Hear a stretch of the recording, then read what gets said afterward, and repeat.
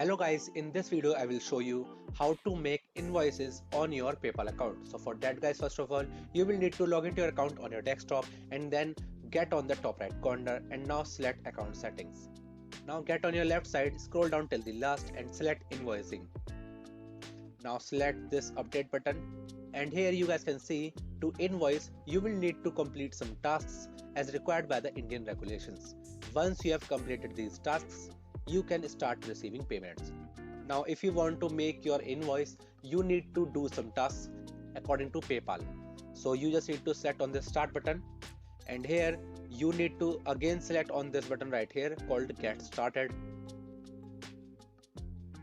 Now first of all you will need to add your bank account to it and by selecting this button right here called go to verification. Now here scroll down and you guys can see this button right here called link a new bank account. Now select on this.